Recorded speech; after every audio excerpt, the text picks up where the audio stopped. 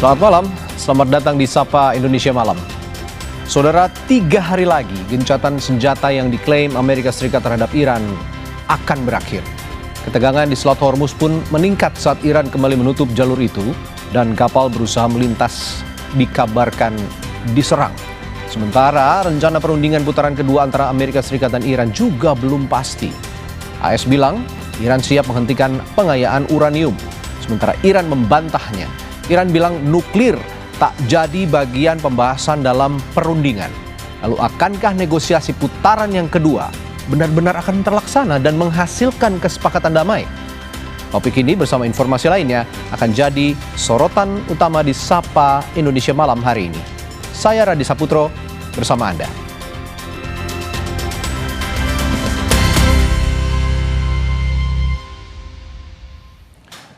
Saudara, komunitas Bulan Sabit Merah Iran atau IRCS merilis rekaman kamera pemantau serangan Amerika Serikat dan Israel. Serangan ini menyasar fasilitas rumah sakit Iran.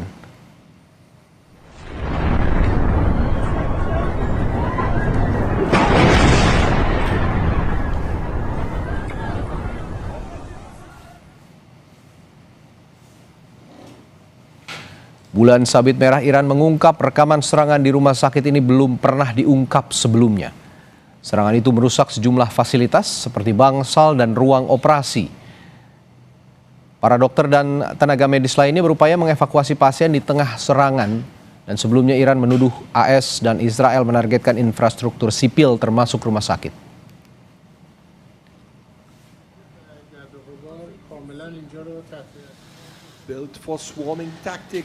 Sementara itu, ketegangan di Selat Hormuz meningkat setelah kembali ditutup Iran pada Sabtu lalu. Laporan Al Jazeera mengungkap Angkatan Laut Iran memperingatkan kapal tanker Bagya Laksmi asal India untuk putar balik ke pelabuhan asal. Militer Iran melarang kapal India itu melintas karena Selat Hormuz ditutup. Sebelumnya Al Jazeera juga melaporkan 2 kapal komersil diserang saat berupaya melintasi Selat Hormuz. Iranian Navy, this is Bagya Laksmi. Go ahead, sir. I read you loud and clear. Good evening, sir. This is Mustafa Navy. After Israel is what and part from that report that and there is no permission for you to from Israel. Your order to go back to your departure immediately. Your order to go back to your departure immediately. You get my message? Okay, copied your message. I will turn back and there is no permission to transit Hormuz. That's correct, sir? Yes, sir. There is no permission for you. Iran mengungkap alasan Selat Hormuz kembali ditutup karena Amerika tetap memberlakukan blokade pada pelabuhan-pelabuhan Iran. Komando Gabungan Militer Iran menyatakan kendali atas Selat Hormuz kembali di bawah pengelolaan dan pengawasan ketat Angkatan Bersenjata. روز قرارگاه خاتم الانبیا و نیروهای مسلح ما پیرو تدابیری که دریافت کردن نسبت به در واقع اعمال همون مقرراتی که بر تنگه هرمز از ابتدای جنگ 40 روزه داشتن دوباره اقدام کردن و این ثمره رفتار خود آمریکایی هاست. آمریکایی ها در واقع خودشون باعث میشن که این رفتارها رو شاهد باشه. کامل و هوشمندانه ایران اسلامی است، هر زمانی با مقتضیات خودش از این تنگه استفاده میکنه و آمریکایی‌ها باید بپذیرن که اینجا محل قلدری نیست. Presiden AS Donald Trump menegaskan tidak akan membiarkan Iran menutup kembali Selat Hormuz. Trump bilang Iran tidak bisa memeras Amerika Serikat melalui Hormuz di tengah upaya perundingan kedua negara yang sedang dibangun kembali.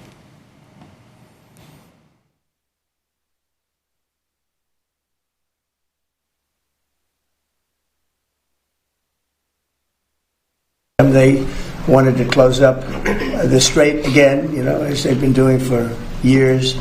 And they can't blackmail us. In fact, a lot of the ships are coming up to Texas. I don't know if you know, in Louisiana, the ships are coming up. They got used to it. Maybe they'll keep doing it. It's worked out pretty good. We're talking to them. And, we're taking a tough stand. They've killed a lot of people. A lot of our people have been killed. A lot of your fellow soldiers have been killed over the years by Iran.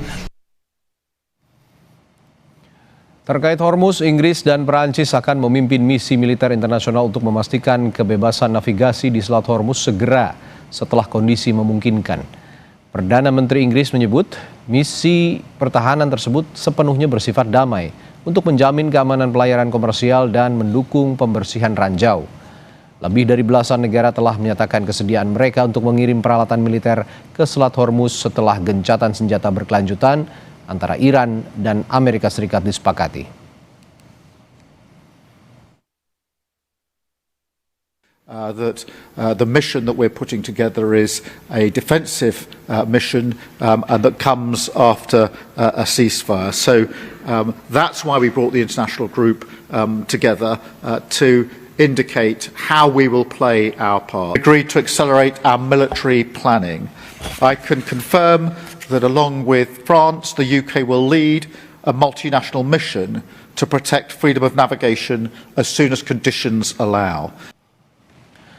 Sementara itu, pemimpin tertinggi Iran, Mojtaba Khamenei, mengeluarkan ancaman terhadap Amerika Serikat dan sekutunya pada Sabtu waktu setempat. Dibacakan oleh pembawa berita media televisi Iran, Mojtaba mengatakan Angkatan Laut Iran siap untuk memberikan kekalahan telak kepada musuh-musuhnya. صفوفی متراکم و مستحکم دوشادوش دیگر مجاهدان نیروهای مسلح با دو ارتش رأس جبهه کفر و استکبار پنجه در افکنده و ضعف و مذلت آنان را در انظار جهانیان نمایان ساخته است. همانطور که پهپادهای آن صاعقه وار بر جانیان آمریکایی و صهیونی وارد می آید، نیروی دریایی دلاورش آماده است تا تلخی شکستهای جدیدی را به کام دشمنان بچشاند. Ratusan demonstran anti perang berkumpul di Tel Aviv pada Sabtu waktu setempat untuk menuntut penghentian perang. Aksi ini terjadi di tengah masa gencatan senjata antara Israel dan Lebanon yang sedang berlangsung. Ratusan pengunjuk rasa berkumpul dan mendengarkan pidato dengan lilin-lilin yang dinyalakan untuk mengenang para korban dari perang Hamas Israel. Aksi unjuk rasa ini menyusul pengumuman Presiden Donald Trump yang menyatakan bahwa blokade di pelabuhan Iran akan tetap berlaku sampai perjanjian damai tercapai. Iran kemudian menyatakan bahwa Selat Hormuz tetap berada di bawah kendali ketat mereka, menyusul pelanggaran berulang yang dilakukan Amerika Serikat.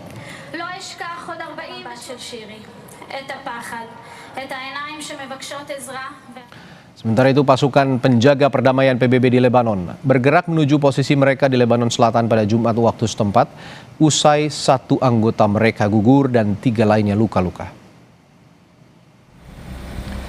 Kendaraan dan personel UNIFIL serta Angkatan Darat Lebanon bergerak di sepanjang jalan antara Marjayun dan Al-Hayam. UNIFIL mengumumkan bahwa salah satu tim patrolinya diberondong tembakan senjata ringan saat sedang bekerja membersihkan amunisi yang belum meledak di sepanjang jalan di desa Gandourieh. UNIFIL juga melakukan penyelidikan untuk menentukan kronologi lengkap insiden tersebut dan menyebut bahwa penembakan berasal dari aktor non-negara. Presiden Prancis Emmanuel Macron menyebut bukti-bukti mengarah kepada Hizbullah. Sementara Hizbullah membantah bertanggung jawab atas serangan tersebut dan menyebut tudingan kepada mereka adalah tindakan yang gegabah. Total ada 1 orang meninggal atas serangan itu. 3 lainnya luka-luka, di mana 2 diantaranya mengalami luka serius.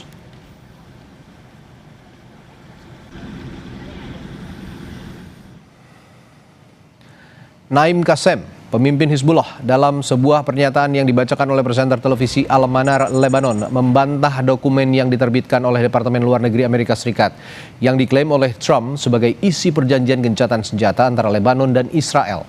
Teks perjanjian gencatan senjata Israel 10 hari antara Iran dan Lebanon yang ditampilkan pihak Amerika Serikat digambarkan merupakan perjanjian perdamaian permanen dengan Lebanon. Namun tetap memberikan Israel hak untuk mengambil semua tindakan yang diperlukan untuk membela diri kapan saja selama masa gencatan senjata. Qassem mengatakan gencatan senjata tersebut harus mencakup penghentian total semua permusuhan dan bahwa Hizbullah akan menanggapi pelanggaran jika terjadi serangan. قرأنا منشورا صادرا عن وزارة الخارجية الأمريكية عنوانه اتفاق وقف إطلاق النار بين لبنان وإسرائيل نيسان 2026 صدر بعد سريان وقف إطلاق النار، وهو لا يعني شيئا على المستوى العملي، ولكنه إهانة لبلدنا ووطننا لبنان أن تملي نصه أمريكا وتتحدث باسم الحكومة اللبنانية، حيث ورد في مطلع البيان: وافقت حكومة إسرائيل وحكومة لبنان على نص البيان التالي. والكل يعلم بأن حكومة لبنان لم تجتمع ولم تصدر الموافقة على هذا البيان. Rumah sakit pemerintah Tabenin di Lebanon Selatan rusak akibat serangan udara Israel. Rekaman yang diambil pada hari Sabtu menunjukkan kendaraan dan bangunan yang rusak di sekitar rumah sakit, serta kerusakan internal pada atap dan sejumlah ruang di dalamnya. Direktur rumah sakit mengatakan bahwa fasilitas perawatan kesehatan itu telah menerima sekitar 900 korban luka selama perang dan mencatat bahwa rumah sakit dan area di wilayahnya sengaja jadi sasaran Israel. بشكل عام كان الموضوع ماشي الحال، الإكيب اللي عم يعمل كان كافي، عندنا أكثر من 10 أطباء كلهم جراحين وجراحة أعصاب وجراحة عامة وجراحة عظم، لأن هي فائقة في طبيب وطبيب بنج. لا اللي صار القصف حول المستشفى اللي أدى هيدا لضغط نفسي شديد على الموظفين، لأنه كان عندنا أكثر من 70 موظف بكل الأقسام كانوا موجودين. هالموظفين صار عندهم ضغوطات نفسية كتير قوية، أدت طبعا هذه في منه صار عندهم صدمات نفسية من الموظفين، لأنه المسافة اللي بتبعد بين الغارات اللي صارت على المستشفى اللي حول المستشفى والمستشفى، يعني المسافة كتير قريبة لا تتعدى 100 متر أو 150 متر، وهذه تركت آثار سلبية على المستشفى، دمار في خراب بالطوارئ بالأقسام من زجاج وغيره، وبعض الأجهزة تأذت.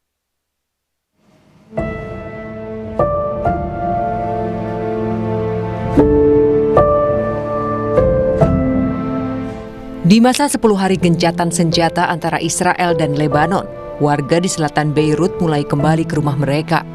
Namun yang menanti bukanlah kehidupan lama, melainkan puing-puing rumah mereka yang sudah hancur. Lingkungan Haimadi di Beirut yang sebelumnya padat dan hidup, kini berubah menjadi kawasan porak-poranda akibat serangan udara selama perang yang dimulai awal Maret.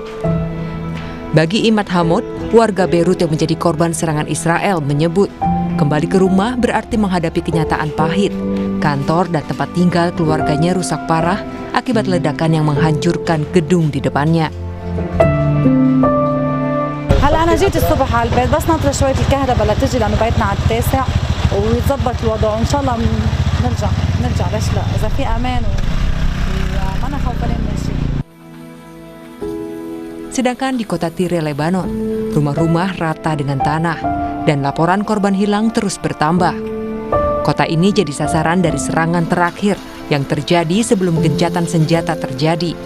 Tim penyelamat pun terus berupaya mencari korban yang hilang. Dan bagi Rida Hijazi, gencatan senjata tidak menghapus duka. Saudaranya masih terkubur dan rumah yang dulu menjadi tempat bernaung kini hanya tersisa kenangan. القشطة الضربة القوية وبعدين ضربات الصغيرة نزلوا على البناية اللي حدنا، والبناية اللي حدنا قلبت علينا، اللي روحت بنايتنا وبيتنا، نحن عندنا بناية على الشارع فوقي كلها صارت على الأرض، اللي راح فيها شهداء من بيت جعفر، في ناس من بيت دبوق، في شهداء عندنا من العائلة من بيت حجازي، وعندي خي شهيد مطرح ما انضربت تاني بناية لأساس القصف هناك، بعده لحد اليوم وقت ما كانت الضربة هو تحت الردم. Ketakutan dan ketidakpastian masih menyelimuti warga Lebanon. Perang mungkin berhenti sementara, namun perjuangan untuk bangkit baru saja dimulai dengan harapan kedamaian akan terjadi di tanah Lebanon.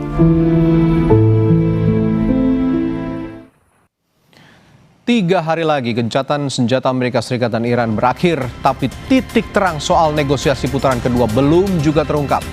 Kami punya ulasannya setelah jeda. Soal ini di Sapa Indonesia Malam, tetaplah bersama kami.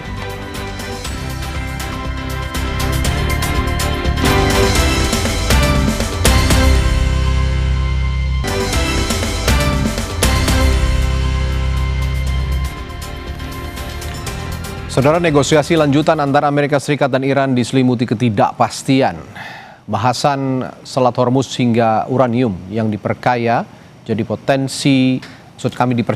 potensi mengganjal negosiasi putaran kedua.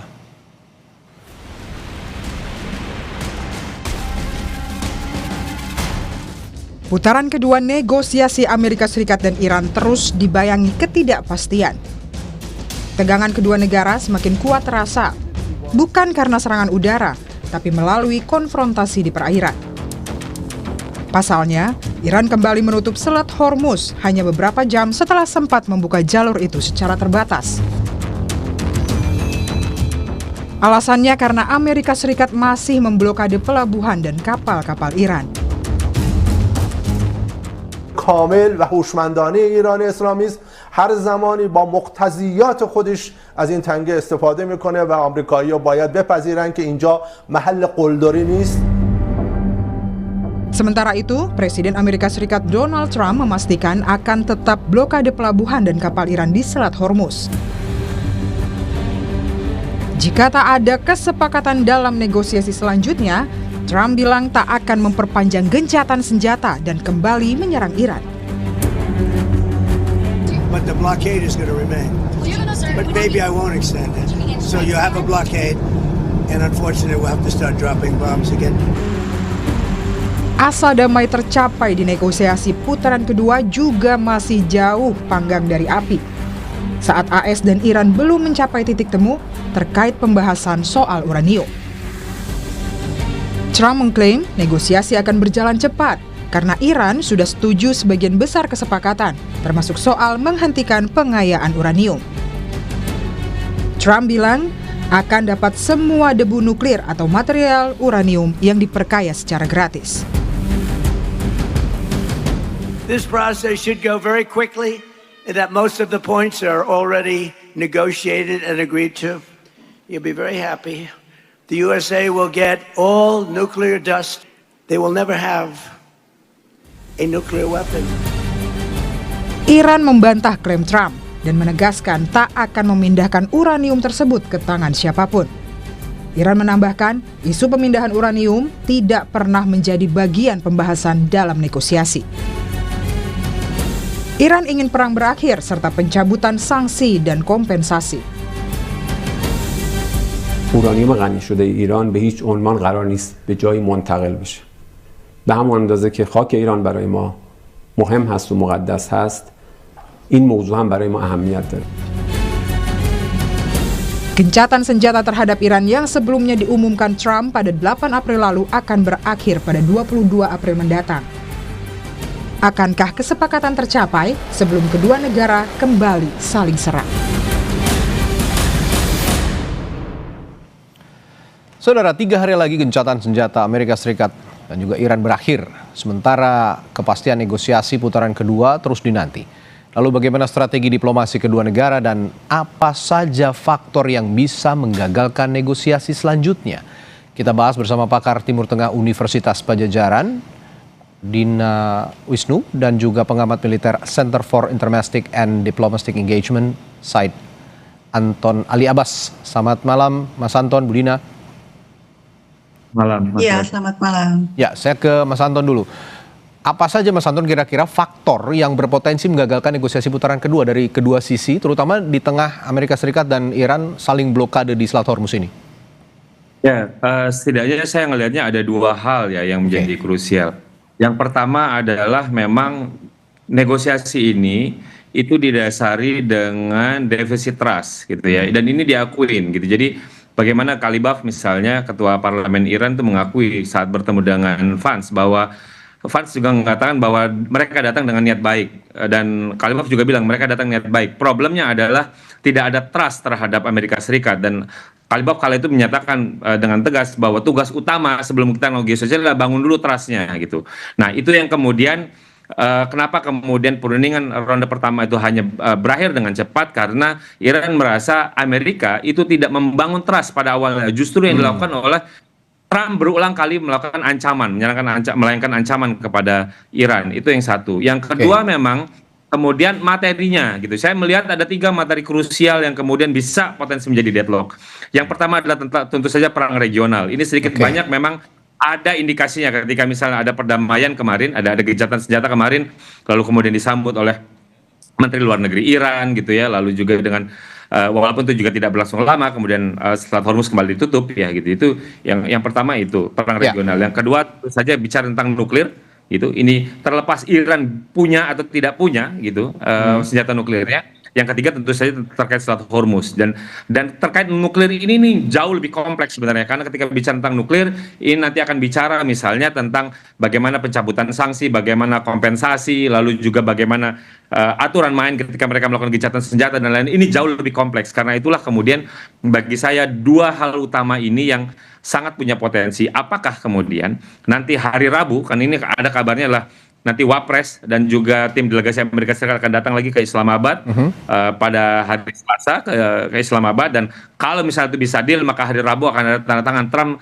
direncanakan akan datang ke Islamabad gitu. Jadi ini yang masih kita lihat apakah misalnya dalam Selasa Rabu ke depan ini akan ada tanda tangan gencatan, entah itu nanti gencatan senjata atau perjanjian damai, kita juga belum tahu, dan apakah itu nanti collapse ataupun extended, ini nanti tergantung lagi nanti bagaimana dinamika dan bagaimana kemudian hasil kunjungan dari Kepala Staf Angkatan Daratnya Pakistan yang sudah datang ke Teheran dan sudah balik lagi ke Islamabad, Mas Radi. Baik, dalam konteks diskusi kita malam ini saya akan tanyakan hal yang sama juga ke Budina untuk awal diskusi kita ini. Kalau tadi Mas Anton mengatakan yang sudah kita dengar sama-sama, nah saya juga akan tanyakan hal yang sama. Apa saja faktor yang menggagalkan kesepakatan jika negosiasi putaran kedua terjadi?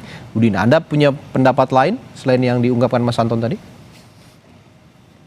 Iya, pada dasarnya sudah disebut tadi ya oleh Mas Anton bahwa ada perbedaan besar posisi antara Amerika Serikat yang diminta oleh Amerika Serikat dan yang dipegang teguh oleh Iran. Yang pertama tadi soal nuklir. Buat Iran pengayaan uranium itu bukan sekedar secara teknis memperkaya berapa persen, tapi ini adalah kedaulatan.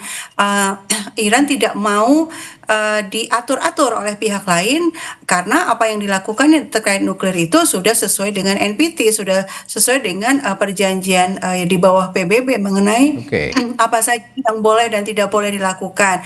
Sehingga ini ketika urusannya adalah kedaulatan, dignity, harga diri bangsa, yaitu akan dipegang teguh oleh Iran. Sementara dari pihak Amerika Serikat itu meminta untuk menghentikan pengayaan uranium itu total, betul-betul nggak boleh memperkaya uranium. Nah, ini kan sebenarnya melanggar perjanjian NPT juga, dan juga merendahkan pihak Iran. Yang kedua, soal Selat Hormuz, Iran ingin mempertahankan realitas baru yang sudah dia capai pasca perang ini, yaitu dia mengendalikan Selat Hormuz, dia yang menyeleksi siapa yang boleh lewat, siapa yang tidak boleh lewat. Nah, Amerika Serikat itu pengen mengembalikan seperti sebelum perang, tentu nggak bisa ya, karena dalam situasi saat ini Iran yang berada di atas angin, dan kemudian saya pikir kemungkinan ada perundingan kedua itu sebenarnya kan dari pihak Iran belum ada pernyataan resmi, tapi dari pihak Iran itu ada tuntutan bahwa kalau memang mau berunding lagi ya harus disepakati ini yang mana nih yang mau diobrolkan. Jangan sampai seperti yang di pertemuan pertama, katanya yang 10 poin dari Iran yang akan diobrolkan, akan dinegosiasikan, tapi negosiator Amerika Serikat justru datang dengan tuntutan-tuntutan yang lain yang tidak ada di 10 poin dari Iran itu. Oke, saya kembali ke Mas Anton dalam konteks sama. Negosiasi perundingan. Ini kan awal mula terjadinya perang di kawasan antara Amerika Serikat dan Iran ini disebabkan oleh Zionis Israel. Nah, kalau memang dalam perundingan tidak melibatkan Israel, akankah negosiasi kedua ini menghasilkan kesepakatan yang berarti nantinya, Mas Anton? Nah, ini juga menarik, Mas Radi, karena ternyata misalnya ada perkembangan. Kalau misalnya laporan dari Komisi Eropa, itu 26 dari 27 negara yang tergabung di Uni Eropa itu secara parsial menghentikan sementara perjanjian perdagangan dengan Israel. Tentu saja ini sedikit banyak bisa jadi kemudian berdampak apakah Israel kemudian resisten untuk berdamai atau tidak berdamai, karena ternyata dia juga menerima dampak sampingan gitu. Itu kan menunjukkan bahwa ada posisi oposisi dalam hal ini yang dilakukan oleh Uni Eropa terhadap konflik ini. Nah, ini yang memang bagaimanapun juga dari awal kan Israel gitu, dari perundingan pertama itu sudah menunjukkan bahwa dia bisa memainkan peran sebagai spoiler dari upaya perdamaian, dan itu dilakukan bagaimana ketika misalnya ada pernyataan gencatan senjata yang langsung kemudian diikuti dengan serangan ke wilayah Lebanon. Jadi bagi saya ini memang tapi menarik juga misalnya jika memang Amerika Serikat ya dalam hal ini Presiden Trump kemarin ketika dalam perundingan dengan Lebanon itu memang benar untuk meminta Israel jangan gitu. Jadi apakah ini menunjukkan kontrol yang memang kuat atau memang setelah lobby pertemuan hari ini dengan Perdana Menteri Benjamin Netanyahu kemudian berubah lagi, kita juga belum tahu gitu ya. Jadi ini hari ini akan ada banyak dinamika, termasuk juga karena Israel juga secara aktif melobi pemerintah Amerika Serikat terkait ada rencana perundingan tahap kedua ini. Tapi memang lagi-lagi kita juga jangan membayangkan bahwa perundingan yang dilakukan antara Amerika Serikat yang difasilitasi oleh Pakistan dengan Iran itu adalah negosiasi secara langsung gitu. Jadi saya melihatnya bahwa ini adalah negosiasi tidak langsung. Itulah kenapa kemudian Kepala Staf Angkatan Darat Pakistan mendatangi Teheran untuk menyampaikan gitu ya, menyampaikan apa saja poin dari Amerika Serikat dan itu kemudian dinegosiasikan dan itu yang kemudian nanti dibawa dan dikonsultasikan kepada Amerika Serikat. Ini posisi yang memang negosiasi tidak langsung. Ini memang sedikit banyak kita kemudian menebak-nebak apakah perundingan itu ada atau tidak ada gitu. Jadi ini yang kemudian kita menebak-nebak ini perundingan tahap kedua ini maksudnya apa, ronde kedua gitu. Apakah kemarin kunjungan kepala staf kemarin itu adalah model yang tadi negosiasi tidak langsung atau hanya sekedar kunjungan biasa atau apa. Nah ini yang memang ketika modelnya negosiasi tidak langsung ini memang kita menebak-nebak kapan kita disebut putaran 1, putaran 2, putaran dan selanjutnya. Itu Mas Radi. Ya sejauh ini Pakistan memang role-nya itu adalah sebagai perantara gitu ya, bukan sebagai mediator yang langsung menemukan kedua belah pihak, mempertemukan kedua belah pihak. Saya ke Bu Dina lagi. Bu Dina, Donald Trump, Presiden Amerika Serikat, ini kan berulang kali mengatakan deal or more bombs, katanya begitu. Nah, menurut Bu Dina, kalau kalimat-kalimat seperti ini terlontar, apakah ini strategi diplomasi maximum pressure 2.0 seperti yang terjadi medio 2018-2020 atau ada pendekatan baru mengingat konteks perang langsung seperti yang terjadi Februari sampai Maret 2026 ini? Kalau kita lihat kan pernyataan Trump itu berubah-ubah ya, sehingga kita bisa pegang ini mana ini ya. Pertama dia menyatakan ini ya memblokade Selat Hormuz, lalu tiba-tiba saja mengatakan membuka, lalu kemudian ancaman lagi. Tapi yang benang merahnya yang selalu berulang ya polanya adalah ancaman plus ajakan untuk berunding. Nah.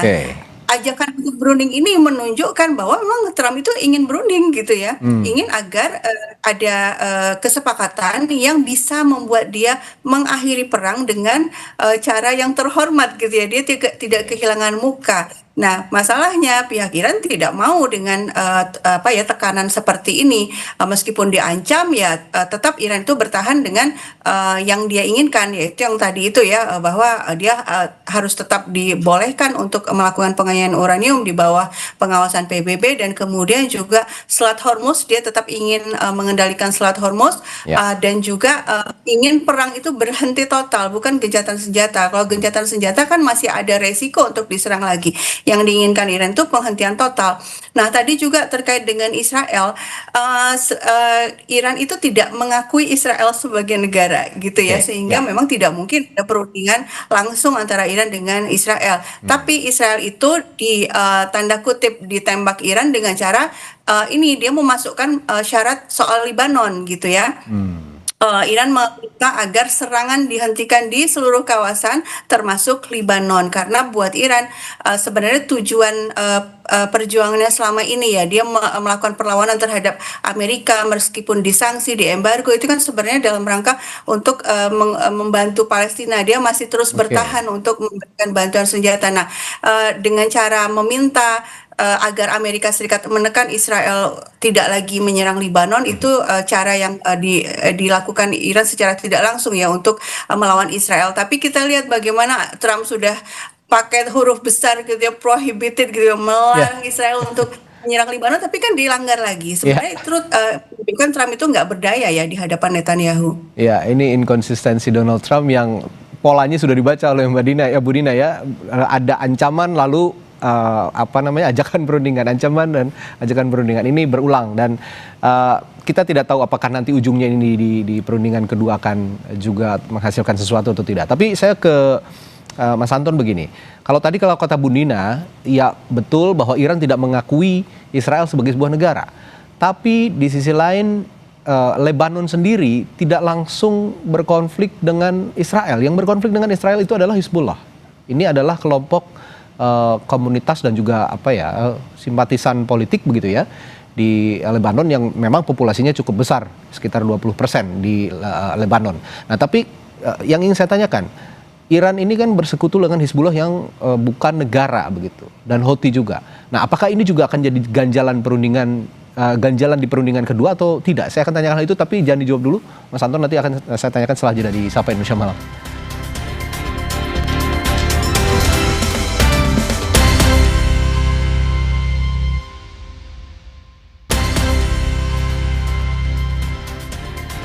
Saudara, Presiden Iran Masoud Pezeshkian menekankan bahwa Iran tidak berniat untuk memperluas perang melawan Amerika Serikat dan Israel jelang berakhirnya gencatan senjata selama 2 minggu. Pernyataan ini disampaikan dalam sebuah wawancara televisi di Teheran pada Minggu. ما دنبال گسترش جنگ نیستیم، اصلا ما دنبال جنگ نیستیم. ما آغازگر جنگ نبودیم. ما به جایی حمله نکردیم. الان هم قصد این که به کسی حمله کنیم نداریم. حقوقمون رو میخوام. اینا با قلدری میخوان حقوق یک ملتی رو، یک جامعه رو ندن. میگه ما تصمیم گرفتیم شما باید از این حق استفاده نکنید.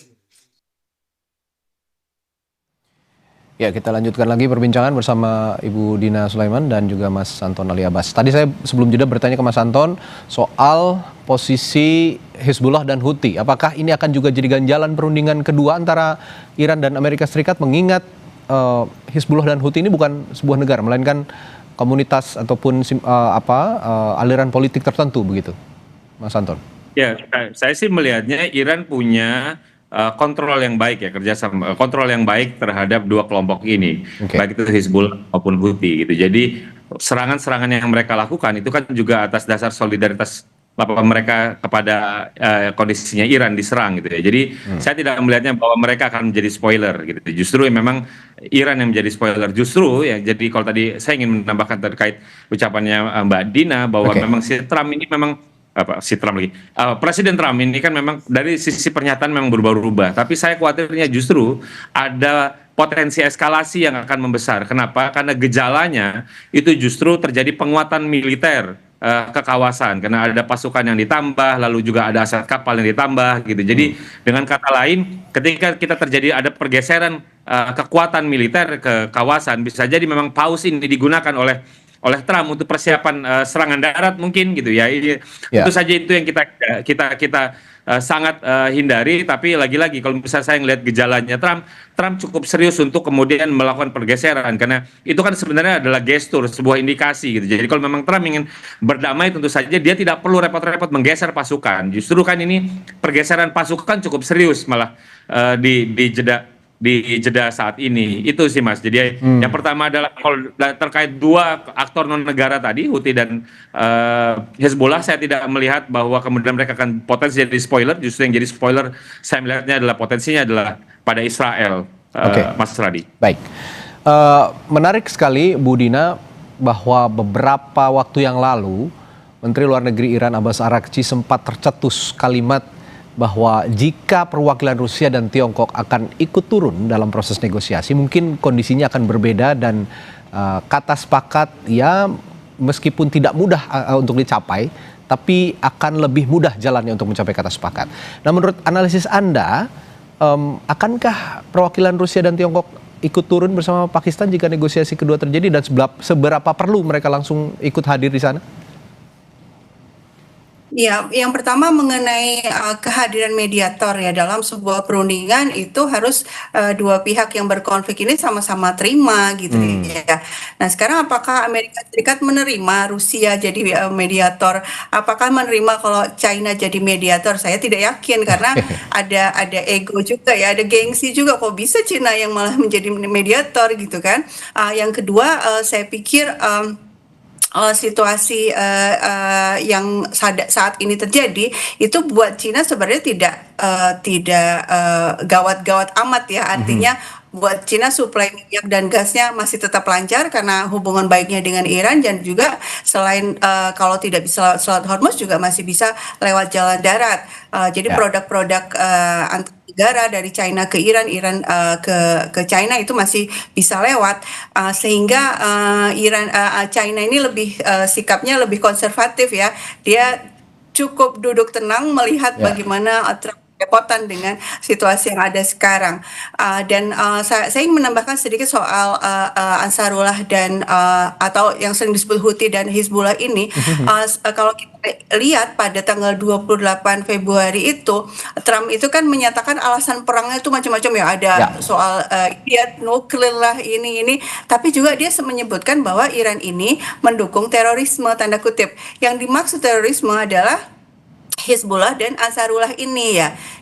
Kenapa kok disebut teroris? Karena mereka menyerang Israel. Jadi buat Amerika yang menyerang Israel itu dianggap sebagai teroris. Artinya ini sebenarnya faktor penting juga ya mengapa Amerika Serikat dan Israel itu menyerang Iran ya, karena Iran memang betul ya memberikan baik itu bantuan senjata secara langsung atau kalau untuk Ansarullah Yaman itu memberikan bantuan teknologi sehingga mereka bisa membuat rudal-rudalnya sendiri, dan juga bantuan kepada pejuang-pejuang di Palestina. Ini yang membuat Israel itu betul-betul ingin agar pemerintahan Iran ini ditumbangkan, digulingkan, dan bisa muncul pemerintahan baru yang tidak lagi melakukan perlawanan ya terhadap Israel. Nah, inilah sebabnya perundingan di Pakistan itu kalau versi pemerintah Iran itu sebenarnya kayak gini, kalau saja Amerika itu datang ke perundingan dengan American First itu gampang gitu, bisa dijalin kesepakatan dengan segera, tapi masalahnya Amerika Serikat itu selalu memasukkan Israel gitu, selalu ingin melindungi Israel sehingga sulit untuk dicari jalan tengah. Oke, kalau begitu gini, terakhir untuk masing-masing narasumber saya ke Mas Anton dalam konteks moderate and sacrifice. Terakhir, seperti jalan tengah perang kedua negara ini yang perlu ditempuh apa saja dan apa juga yang perlu dikorbankan satu sama lain, Mas Anton? Saya pikir ketika kita bicara tentang Hormuz ya, tadi ada 3 hal itu. Saya pikir itu memang Hormuz yang mau tidak mau itu kemudian bisa menjadi titik temu. Kenapa? Di satu sisi yang dikorbankan adalah jelas kalau misalnya dia Hormuz kemudian diizinkan menarik tarif tol misalnya, itu kan artinya Amerika tidak mau bertanggung jawab terhadap kerusakan yang terjadi di Iran, kemudian Iran harus mencari uang sendiri. Jadi ada yang loss gitu dari sisi Iran karena dia harus mencari duit sendiri untuk membangun gitu, tapi dari sisi lain ada yang loss dari Amerika Serikat. Kenapa? Kan itu menunjukkan bahwa Iran punya sovereignty, punya kedaulatan dalam konteks Selat Hormuz gitu. Saya melihatnya dari cerita tentang apakah misalnya perang regional bisa dihentikan, ini juga berat. Lalu juga misalnya nuklir, ini juga tarik ulurnya berat karena ada banyak faktor-faktor lainnya yang ikut mengikuti. Yang ketiga adalah Selat Hormuz. Karena kenapa saya bilang Selat Hormuz lagi-lagi? Karena memang pemimpin tertinggi Iran, Pak Mojtaba, itu dari 10 tuntutan kan cuma 1 yang pernah dia sebut adalah terkait manajemen baru Selat Hormuz. Jadi kalau memang misalnya kita mau cari titik komprominya, saya pikir titik temunya adalah di Selat Hormuz karena ada banyak kepentingan yang ketemu di sana, baik itu yang terlibat langsung dalam konflik maupun juga yang tidak terlibat langsung tapi punya dampak, yang terdampak akibat konflik ini. Oke, baik. Kalau memang Selat Hormuz itu jalan tengah, apakah Budina setuju dan apa yang perlu dikorbankan dari Selat Hormuz antara Amerika Serikat dan Iran kira-kira, Budina? Ya sebenarnya kan Iran itu sejak awal menyatakan tidak menutup penuh ya, tapi yang boleh lewat adalah kapal-kapal yang tidak membantu Amerika Serikat dan Israel untuk menyerang Iran. Sebenarnya kan itu, tapi kemudian kalau betul Trump ini memang inginnya Selat Hormuz itu lancar gitu ya, terlepas dari masalah tol tadi, masalah biaya, kalau memang betul-betul ingin lancar harusnya Amerika tidak berbalik memblokade juga. Jadi ini kayak diblokir sama Iran terus dia balik memblokir gitu ya. Justru malah situasi yang ditimbulkan setelah Trump itu memberikan mengancam memblokir Selat Hormuz, itu justru malah situasi tambah buruk gitu ya. Kalau betul yang diinginkan oleh Trump adalah kestabilan harga minyak tidak terus-menerus naik seperti ini dan lalu lintas lancar, ya sudah, jangan memblokir apa yang sudah aturan baru yang sudah dilakukan oleh Iran. Saya pikir seperti itu. Dan tadi kan pertanyaannya nanti gimana nih, seperti apa jalan tengahnya? Saya pikir yang paling penting adalah tadi sudah disebut juga sama Mas Anton, yang paling penting itu trust ya, kepercayaan. Lah kalau pihak Iran terus-menerus di istilahnya dikadalin ya, kan ini udah 2 kali nih perundingan, sedang berunding malah dibom. Dengan cara apa Iran bisa percaya kepada Amerika Serikat ya? Artinya Amerika yang perlu saya pikir mengoreksi perilakunya dan datang memperlakukan Iran sebagai partner negosiasi yang setara. Amerika Serikat yang perlu mengoreksi perilakunya dan juga Israel yang sering juga menjadi pemecah trust antara Amerika Serikat dan Iran. Ini yang sering kali memecah negosiasi antara kedua negara. Mudah-mudahan Amerika Serikat bisa meyakinkan Israel juga untuk tidak berlaku yang aneh-aneh lagi selama perundingan yang kedua ini, termasuk menyerang Lebanon kemarin ya. Baik, terima kasih Ibu Dina Wisnu dari Unpad dan juga Mas Anton Ali Abbas dari SITE setelah berbagi perspektifnya malam hari ini di Sapa Indonesia Malam. Selamat malam, terima kasih, sampai jumpa lain waktu Ibu dan Bapak. Saudara, hari ketiga gencatan senjata warga Lebanon yang mengungsi akibat serangan mulai kembali ke rumah mereka. Kami punya informasinya setelah jeda.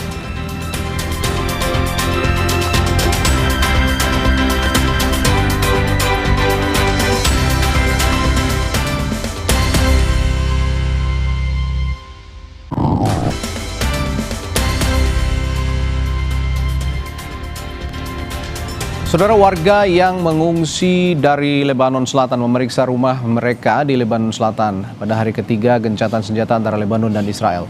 Mereka melintasi jembatan Kamsyeh dengan penuh kewaspadaan. Pada hari ketiga gencatan senjata, banyak pengungsi mulai kembali pulang ke Lebanon Selatan. Namun situasi masih sulit dan tidak pasti. Banyak warga yang memilih kembali ke pengungsian karena di desa mereka tidak ada listrik, air maupun sinyal telepon. Selain itu, kewaspadaan mereka juga meningkat seiring dengan pernyataan militer Israel yang mengaku tetap akan menyerang karena menganggap ada militan yang melanggar batas wilayah mereka.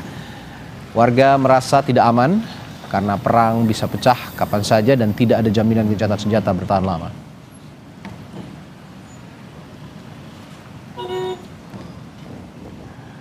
Sementara itu, ketegangan di Selat Hormuz meningkat setelah kembali ditutup Iran pada Sabtu lalu. Laporan Al Jazeera mengungkap Angkatan Laut Iran memperingatkan kapal tanker Bagya Lakshmi asal India untuk putar balik ke pelabuhan asal.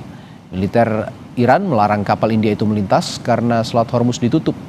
Sebelumnya, Al Jazeera juga melaporkan 2 kapal komersil diserang saat berupaya melintasi Selat Hormuz. Go ahead, sir. I read you loud and clear. Iranian Navy, this is Bagya Lakshmi. Go ahead, sir. I read you loud and clear. Israel is watch and pass from that report that, and there is no any permission for you from Israel. You are ordered to go back to your departure immediately. You are ordered to go back to your departure immediately. You get my message? Okay, copied your message. I will turn back and there is no permission to transit Hormuz. That's correct, sir? Yes, sir. There is no permission for you. Ketua Parlemen Iran Mohammad Bagher Ghalibaf menyatakan bahwa Selat Hormuz akan tetap ditutup selama Amerika Serikat memberlakukan blokade angkatan laut terhadap Iran. Ia menambahkan gencatan senjata berada di ambang kehancuran ketika Amerika Serikat mencoba melakukan pembersihan ranjau di Selat Hormuz. خاطرتون هست که مینروب بخواد بفرسته مینروبی کنه. خب ما اینا رو محکم ایستادیم، برخورد کردیم، اینا رو لغو آتش بس میدونستیم و گفتن اگه اقدام بکنید میزنیم. تا مرحله درگیری هم رفتیم، اونا عقب نشینی کردن. لذا اگر امروز در تنگه هم ترددی داره انجام میشه و پیش میره، ما کنترل تنگه دست ماست. طبیعتاً من گفتم که اگر محاصره رو رها نکنند، حتما تردد در تنگه خلاصه محدود خواهد شد. Saudara, informasi tadi mengakhiri Sapa Indonesia Malam. Terima kasih telah menyaksikan dan perbaharui terus informasi Anda di Kompas TV dengan 3 botol air mineral 700 ml yang setara dengan 2 liter air untuk 1 hari penuh kesejukan. Saya Radi Saputro berterima kasih. Sampai jumpa, selamat malam.